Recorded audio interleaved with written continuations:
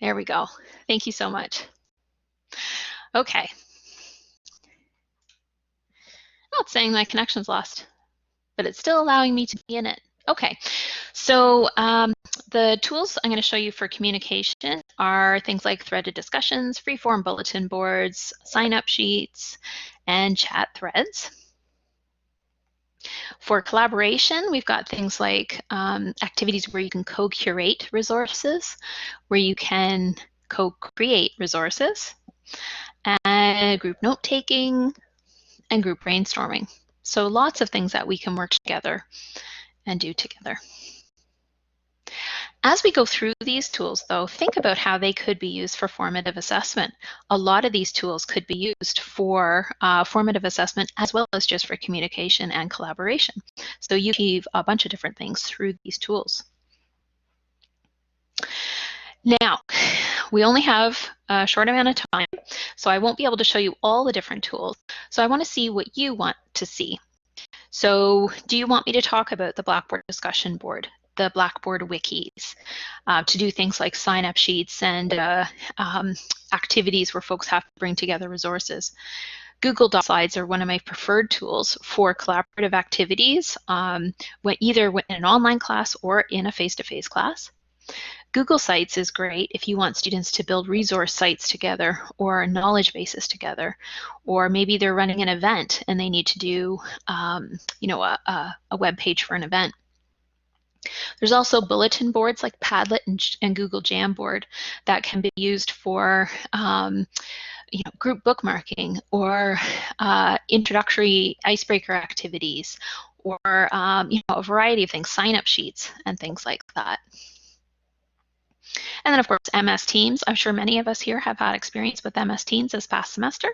And so if you'd like me to tell you about how I've heard faculty are using it with their students, I'm happy to show you that. Okay, so we've got Blackboard wikis and Google Docs and slides are in the lead, with MS Teams a little behind. Miranda has said Google Blackboard discussion in the chat too, so we can add her to the discussion. So she's probably the same as MS Teams there. Bringing that up. Okay, so I'm going to start with Blackboard wikis, and then I'll do Google Docs and slides, and then I'll do MS Teams and the discussion board. And then if we have time, we can cover the other activities too. So first, start with wikis. And what a wiki is it's a web page that multiple people can edit. And it usually has some sort of tracking, it'll track who's edited it, what they've edited, so that you can see the different changes that have been made to it. So I'll show you how I've used it in a class before. This was a class where the students were expected to build a glossary together. So this is something you can see I've got different terms here and different names associated with the terms. And so they have to go in and provide a definition, description, and the intended use for it. So this was an assignment for them where they had to go in and choose a term or enter a new term and then enter in their definition. And then I was able to grade it through Grade Center. If I wanted to see the particular history for this, so I wanted to look at, who's doing what, I can go in and I can look at the different versions of it. So if a student comes to me and says, but I entered something on, Tuesday and it's not there on Wednesday, I can go back in to see if somebody accidentally deleted it. Through the center, I can go in and I'm notified when a person submits a change to the board, and it tells me who submitted it so that I can actually grade an attempt. Another way I used it, it wasn't for a graded assignment, it was just for a sign-up sheet. So they had to come here and sign up for a time slot, and if they're doing a live presentation, they had to sign up for a time slot, or if they were doing a video presentation, they had to submit their video here so that I could actually go in and everybody could go in and watch it. Because it was the type of final project where everybody should be viewing it. So it can be graded and not graded.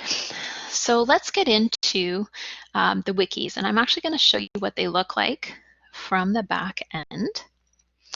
So you can access it just through course tools and through wikis if you just wanted to create wikis from here. You could also go into a content area like course documents, or if you had created something called weekly meals, things like that.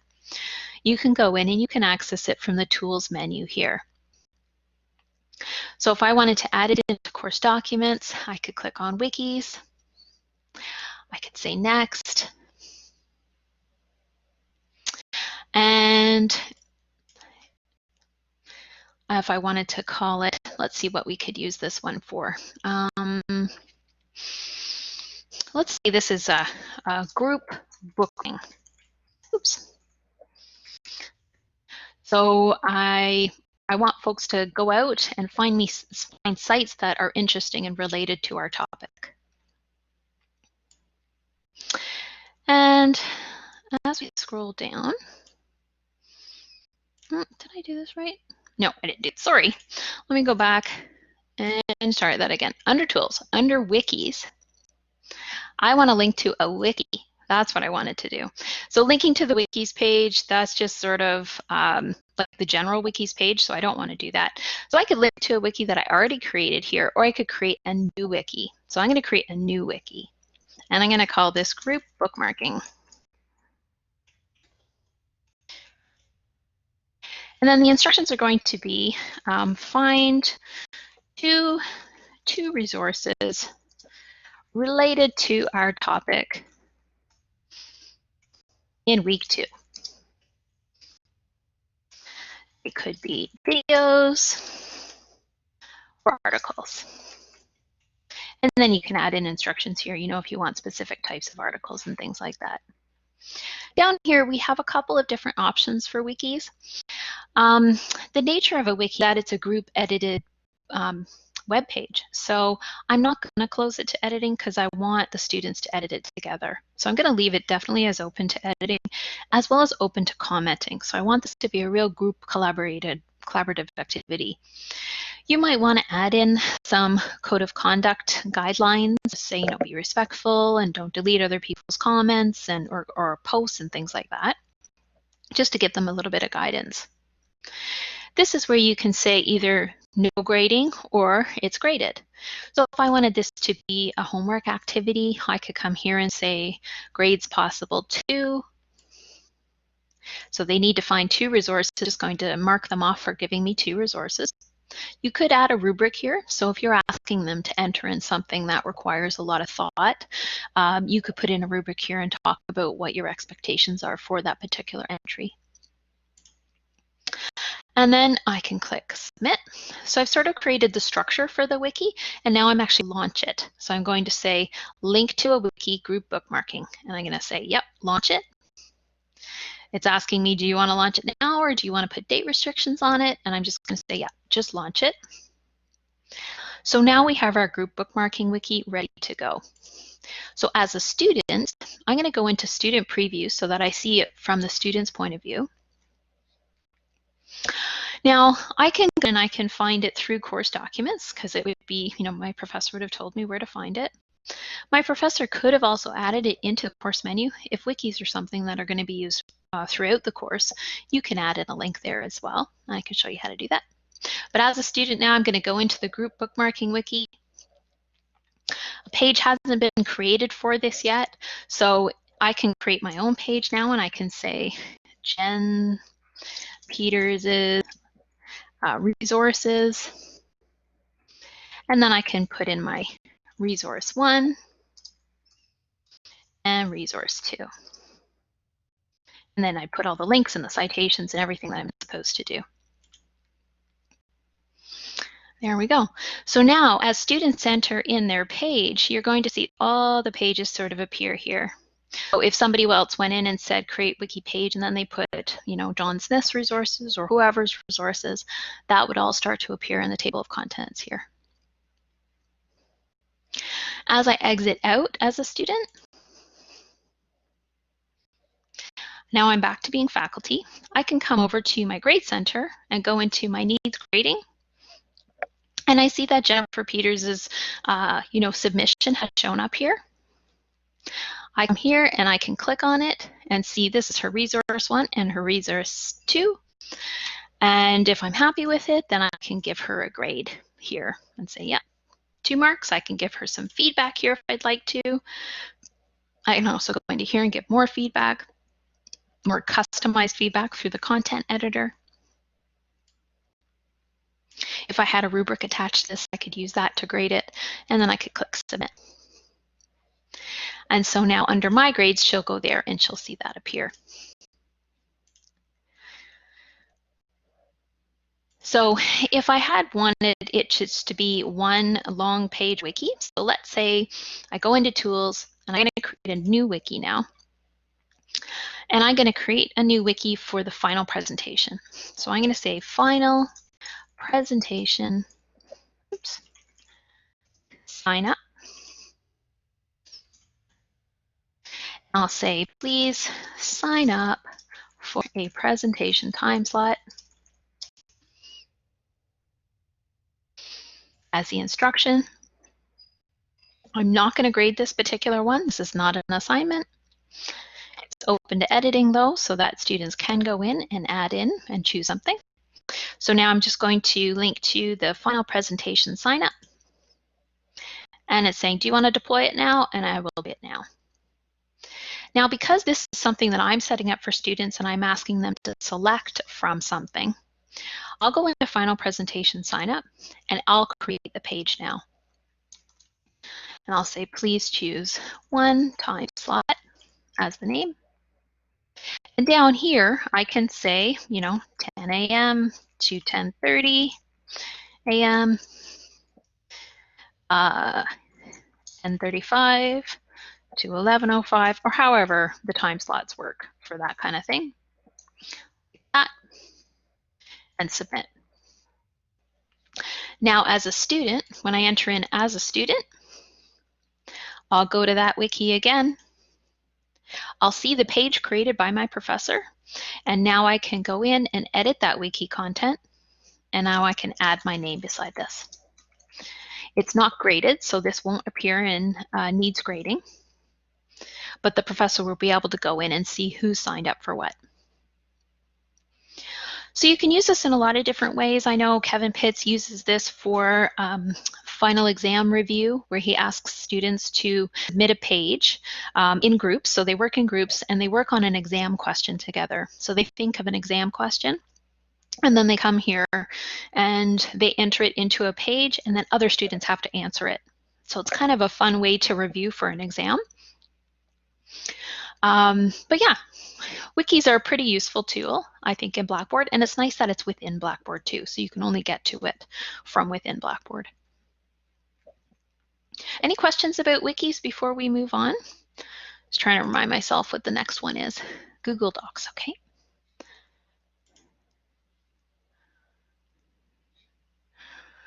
Are we good to move on? Okay, so let's move on to Google Docs. So I'll show you how I've used Google Docs for communication and collaboration with different events that I've done. The first one, this was for a class that I taught for Dalhousie. So they're out on the East Coast, so I'm in Toronto. And what I did was I built my slides in Google Slides. So to get to Google Slides, to get to Google Docs, all those different things, I access it from sort of a central place called Drive, Google Drive. So if you go to drive.google.com, you can see that I use it a ton for a lot of different things, but you can access it here. And you can create new docs, which is like Word, Google Slides, which is like PowerPoint, and Google Sheets, which is like Excel. So I'm a big fan of Google Slides because I can share it easily. So if I go to share, it pops up a sharing link, and I make this so that anybody on the internet can edit this, which I know could be a little bit scary if you're allowing people to edit your slides. But so far so good. I've been doing this for years and it's worked out pretty well. And I copy this link and then I send the link out to my students. So I'm actually going to paste it into the chat box. So you can come join me in this presentation if you would like. And what I would do is I would just go through the presentation, do my spiel and my welcome and things like that, and then hop into an activity. So I'm on slide 3 now. This slide was blank when I went into the class, and I said, okay, break into groups, and then you're going to come in here and you're going to enter in your definitions. So each group was assigned a particular column, and then they had to go in and enter the definitions, the strengths, and the challenges for each particular modality. And you can see, if you want to, go into slide 3 and just start typing into one of the boxes here. Don't worry, I don't use this one anymore, so you can type stuff in. It won't affect my teaching materials. And you can see, as people are typing, you get anonymous elephant, anonymous tiger, all that kind of stuff, because it's showing that you guys are all in there and you're all typing together. So I've done this quite often with different trainings that I do with staff and faculty, where I ask them to go into a document together and start editing together so that they can see each other's ideas and inspire each other. So that's one way I used it. If I go further down, you can see that on slide 6, I have instructions for another group activity where they have to design a class in their groups. And then each of them gets their own slide. So group A gets slide number 7, group B gets slide number 8, and then they can go in and they can design their class. And then I would call them to present their slide to us.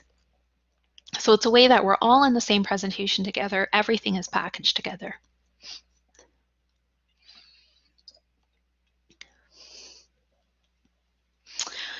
Okay, so we'll hop over to a different presentation now. And I'll, again, share this with you. And what I'm going to do for this particular one is this is a link for you just to view a presentation now. So this is a different presentation. I share the link with the participants to actually come and look at the slides together. So I go through the slides and deliver my content and do the lecture piece of it. And then on slide 10, we hop into the activity. And the activity will be, you're going to break into groups and you're going to go explore a website. Once you've explored that website, we're going to hop to slide 13. And now I want you to click on this worksheet. So this worksheet is one that you can actually edit. So I'll paste that into the chat box too. Once you're on the worksheet, you can actually start typing in this worksheet. And again, it's the same sort of principle where you're in groups, you're researching something, and then you're coming here to reflect on different challenges. You're looking for specific content, so it's a bit of a scavenger hunt as well. And then you're thinking about curriculum design. What could the pedagogy of trying to fit this into a lesson be like? And then everybody's typing into the sheet together, and they're filling out each box for their particular topic. And the beauty of this is that at the end of the session, they can take away this worksheet now, and this is a guide for them to using different resources in different ways in their class. Yes, the worksheet is also still on Google Docs. It's not a slide, though. It's actually in the Google Docs, so it's more like a Word document now. So they could just print this off, and it's just a chart for them to use for lesson planning. So along the way, I'm using this tool called Bitly to shorten my links, because a lot of the links that I share through Google are these really long, ugly, full of gobbledygook links. And so what I do is I grab that really long link and I go to Bitly and I click on Create and I shorten it. So it shortens it to something a little bit smaller, but it's still kind of gobbledygooky. So now I'll customize the back end of it, and I'll say, worksheet, CFlex, conference, or something like that, so that it makes a little bit more sense for the students that are trying to type it into a browser, or they're trying to understand what the link was for. Then you can just use that link. It just has a little bit more, it's a bit more intuitive. So I can paste that in, and it takes me back to that exact same worksheet. I use Bitly for a lot of different things. Anytime I need to share a link and it's really long and weird, I use Bitly to shorten it. And Bitly is a free service too, so you can go to Bitly, sign up for a free account. I think I went through this a little while ago, and I think I've been on Bitly for about 12 years now. So it's always been free, and you can customize the back end of links. So it's really useful. Google Sites is also in that suite. I won't go into it because people didn't seem interested in it, but just know that you can use Google Sites. If any of your students need to create a website, they can use Google Sites to create it, and it's fairly beginner friendly. So if students can just do some basic, data entry and dragging and dropping, they can create a website with Google Sites. So it's pretty useful. All right, so our next one is MS Teams. So I'm just going to change what I'm sharing with you guys so that I can share with you the MS Teams app.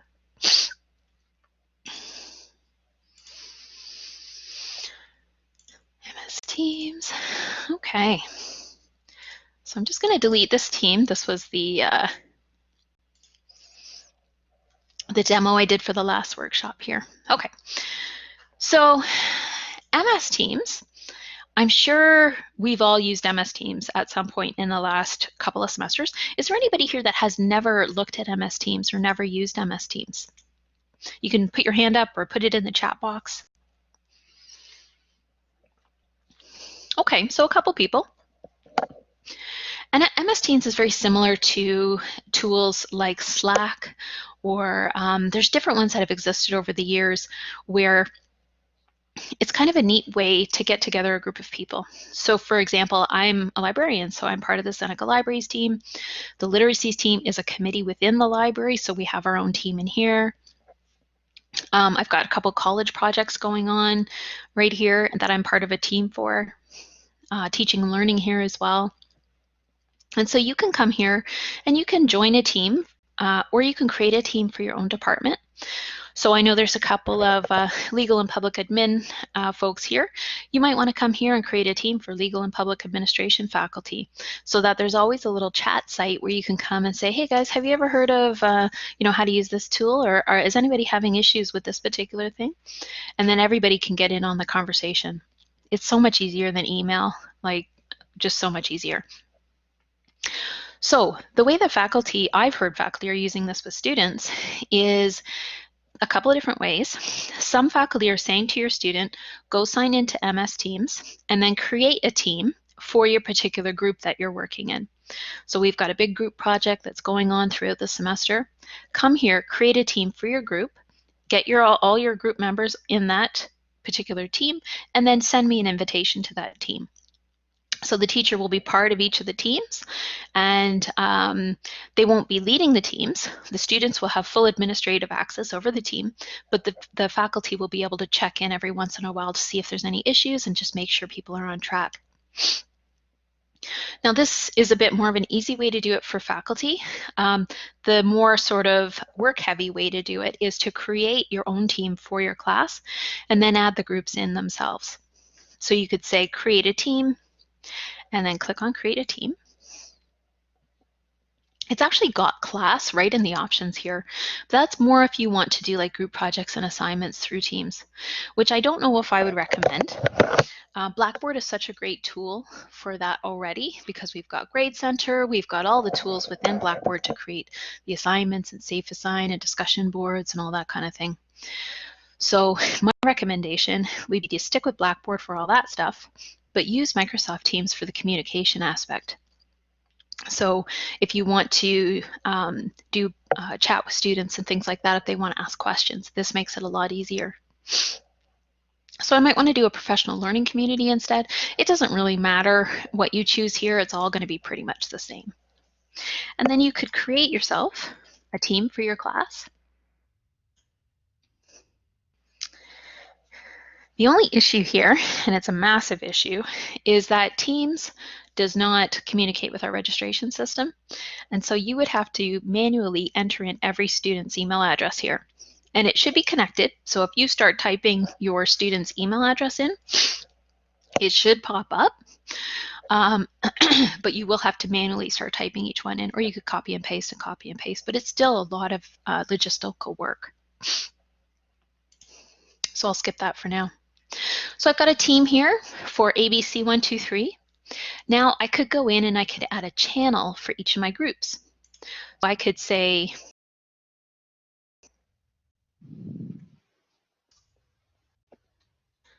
and then I could add in those specific group members into that channel. Group 2. And just know that these groups are in no way associated with the groups on Blackboard.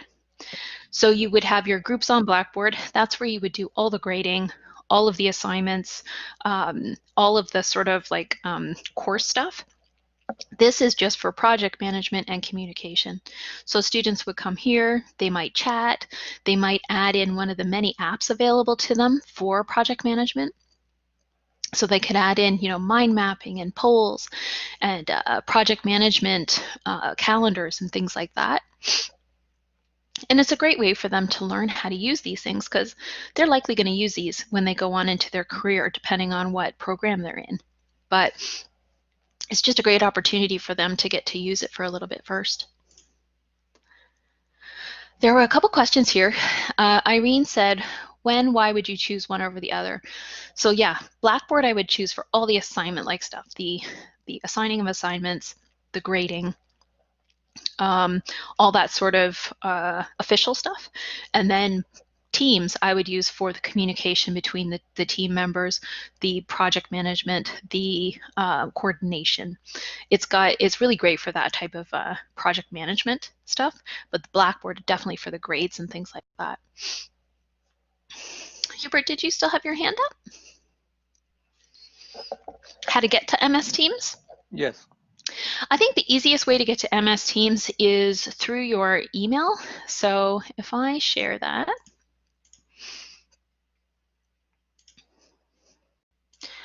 let me just share pull up my email. So when you go into your email, and this will be the same for students too,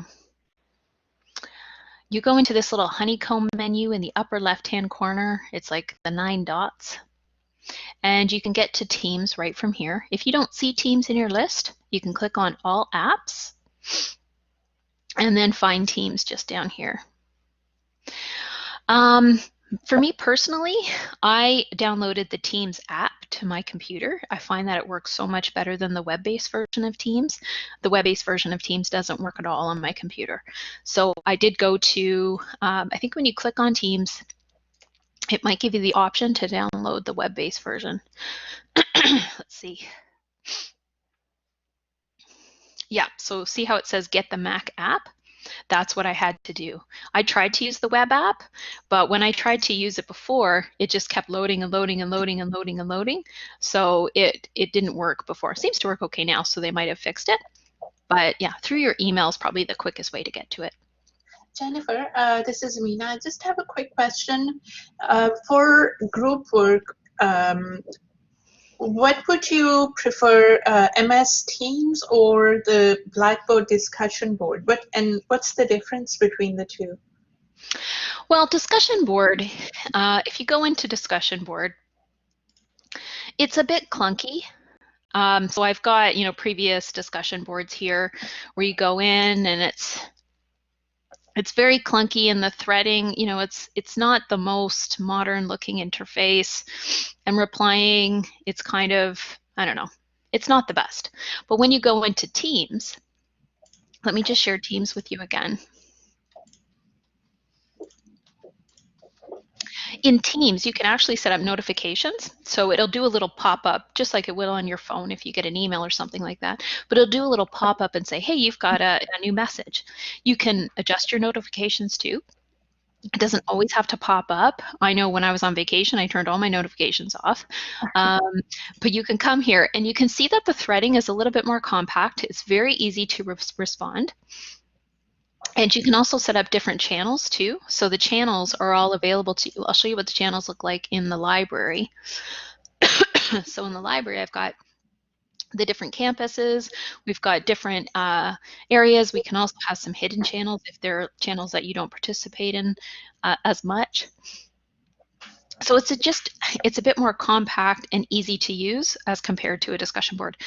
Now, that being said, if I was doing a discussion board that was graded, I would 100% use that in Blackboard because you can make it a graded discussion board.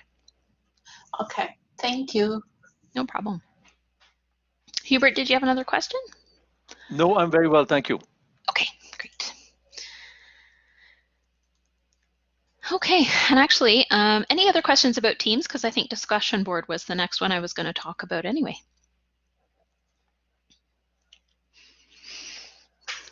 Okay, so I will just go back to sharing my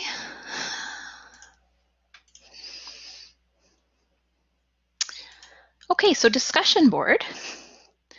Again, you can get to it through your course tools, just your discussion board down here, or you can add it into any of the content areas here, or you can add it as its a menu item all on its own. So I know a lot of us use discussion board as an assignment in our class. So if I was going to do that, I might add it as a menu item. So the workflow that I might follow if I was doing that sort of thing is I would go into discussion board. And I'm just going to go into my main discussion board here, and I'm going to create a forum. So let's say I was going to do a discussion board that was going to run the whole semester, and I wanted students to ask me any sort of questions about the course. So I'll call it Course Q&A. So this is ask any questions about the course. And the reason I'm doing it like this is so that other students can see the questions about the course too. So if one student has that question, it's likely more students have that.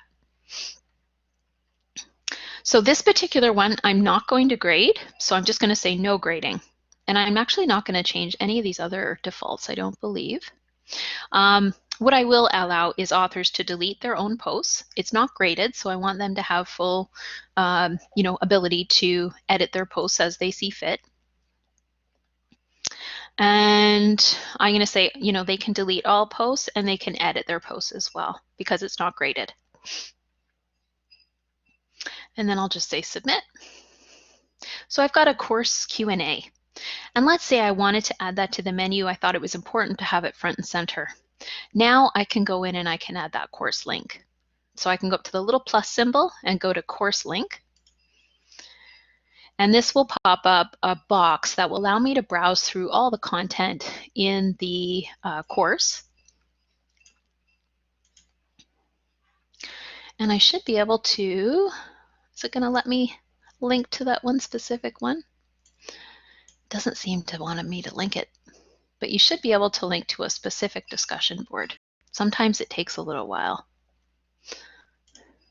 It's not allowing me to do it right now. So I can link to the discussion board in the menu as well. I could just come here, I could add a tool link and link to the discussion.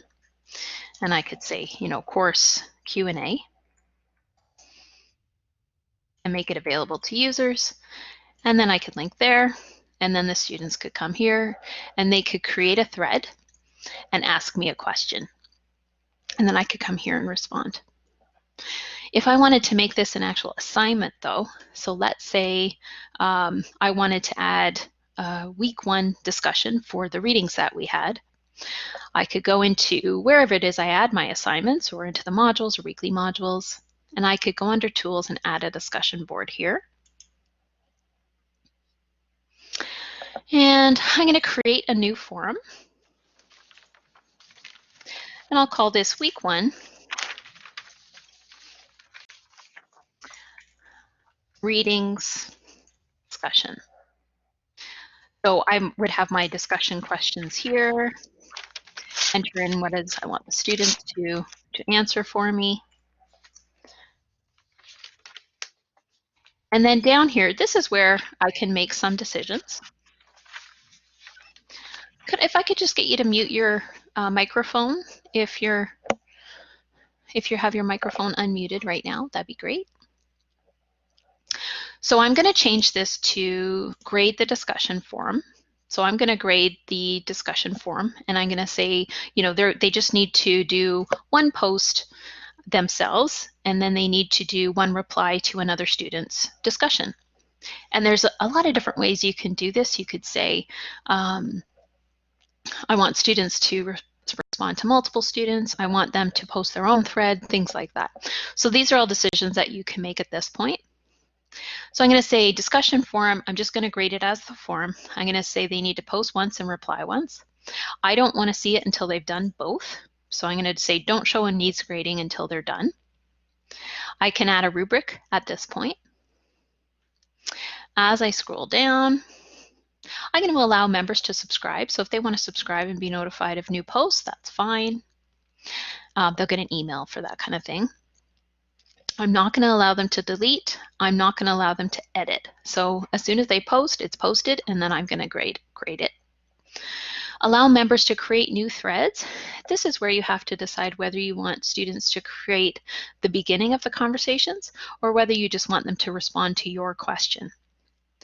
And so you can create your own, you can have them create their own thread, which is kind of the top of the conversation, or I can post a thread and have them all reply to me.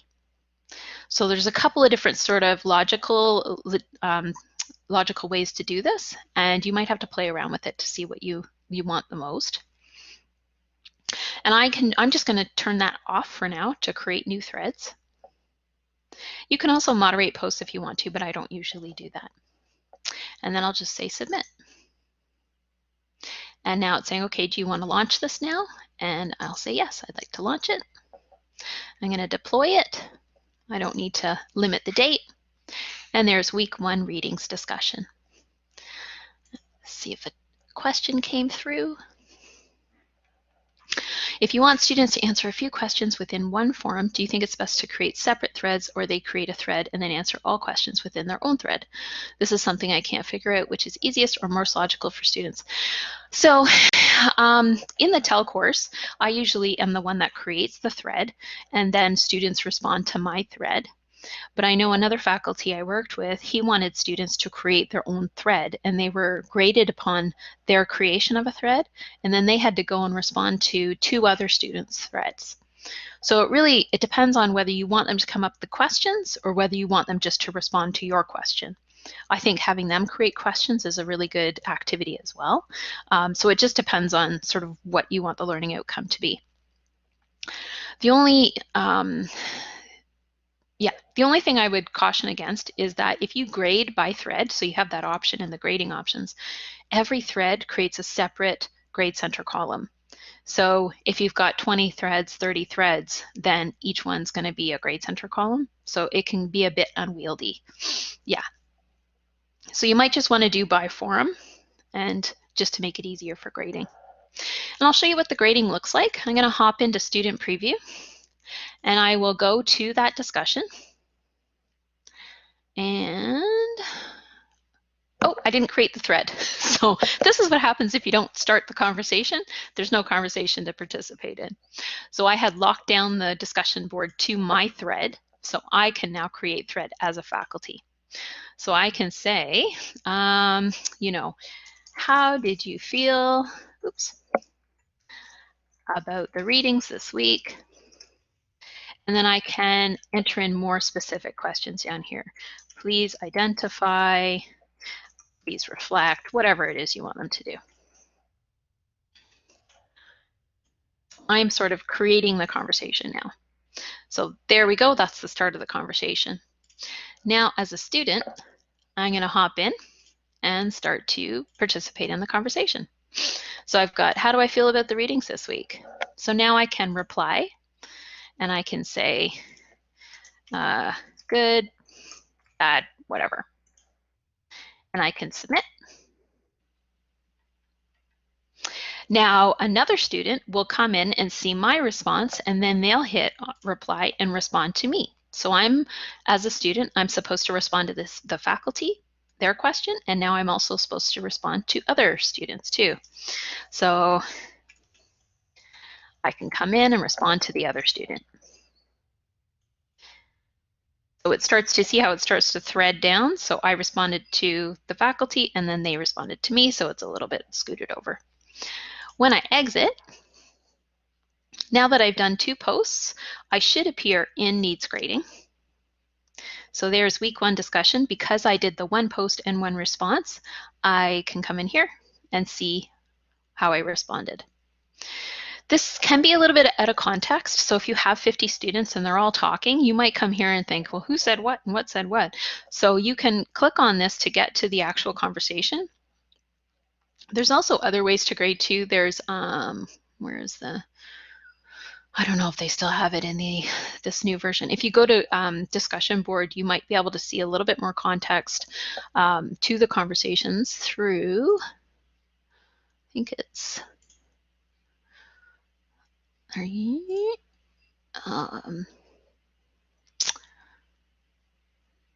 oh, sorry. The week run readings is a display up here. You might be able to change the display of different things and see things in a bit more context. It's not that intuitive though. There's a grade discussion forum. You can see a little bit more of the threading up here. But I found that when I'm actually grading the discussion, I go to the discussion board, I read through all the discussion first, and then I go to the grade center, and then I can see the individual posts and grade them from here. So I get a sort of a look and feel for the discussion if I go to the actual grade center and read through the whole thing, and then I come here and I can see the individual posts, and so now I can grade it here. So I can go in and I can even reply to the student here and say this is a fantastic response or something like that. And then I can come over here and grade them. Submit. So that's why if it's a graded discussion, I definitely would use discussion boards so that the grading is easier. If you try to have a graded discussion on MS Teams, you'd have to sort of do it manually and keep track manually and then move over here and put it into the grade center, which can kind of be a bit of a pain.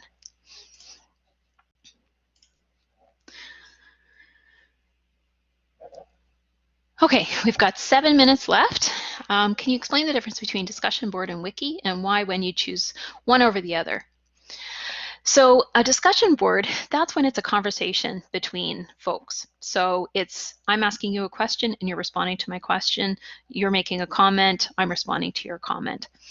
The wiki is more about, and it can be used in different ways, but it's more about collecting information together. So we're creating a glossary together and we're using one web page to do it. Or we're creating exam questions together and we're using one wiki to do it, but we each get our own page to do it. So it's sort of like a blank page that you can use to create content together, whether it be a sign-up sheet, whether it be an annotated bibliography together. It's sort of co-creating something.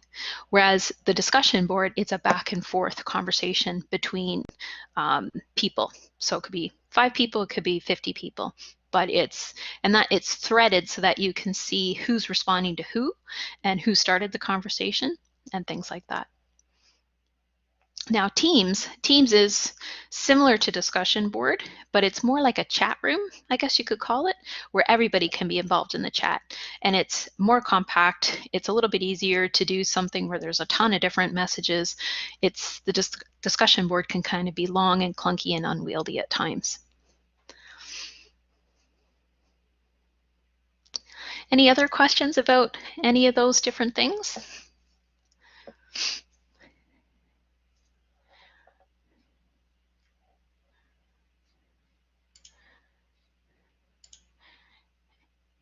And Hubert, did you have a question or is that just from before? It was from before. Thank you so much. Okay, no problem.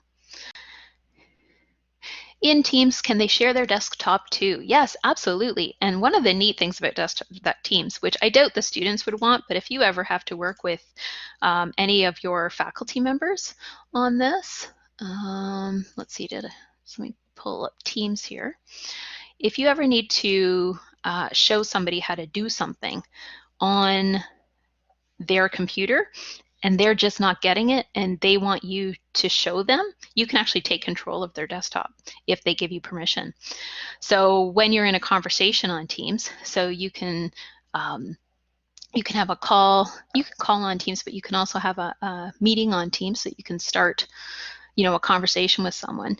If they share their screen with you, then there's a little thing that comes up that says request control, and you can click on that and request control of a person's desktop. So that's more about you working with other colleagues, or even with a student if you really need to show them how something works. You can do that through that. But yeah, Teams is definitely a good option, but I find that faculty do use it in conjunction with Blackboard for sure. Okay, well, thank you so much for joining me. The other tools that we didn't get to today were the bulletin boards like Padlet and Google Jamboard. Google Jamboard's a lot of fun if you want to check it out. Padlet is something we don't have a Seneca license for yet. They haven't been able to get the technology worked out. I know there was an issue with the domain names. Somebody already has the Seneca domain name or something like that. So I'm hoping that sometime soon in the future we will have a Seneca license to Padlet, but we do not have one yet. So I personally just sign up for multiple Padlets accounts, one with my Gmail, one with my Seneca address, so that I get multiple Padlets to work with, because I do use it a lot. But Google Jamboard is totally free, and it's through Google, and you can use it. We don't have G Suite, Irene. We're not sort of on the Google Classroom sort of system. We're just Blackboard and MS Teams are the ones that we use. All right, well, thanks everyone. Jamboard is like Padlet, yes. It's a bit different. It's more just like a free form kind of play together bulletin board. But it's a lot of fun if you want people to like mind map together and bookmark together and things like that. You can definitely use it.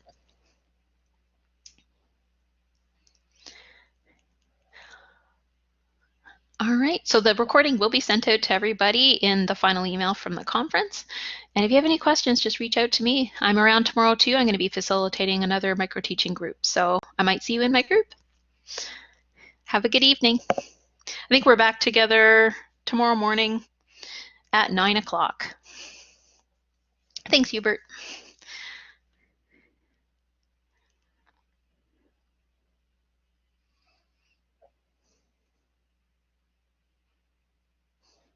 Nice to hear you too. Nice to see you too, Katerina. Sort of see in air quotes.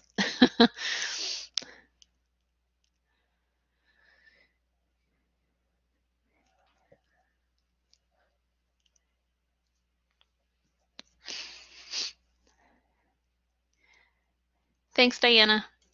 See you tomorrow.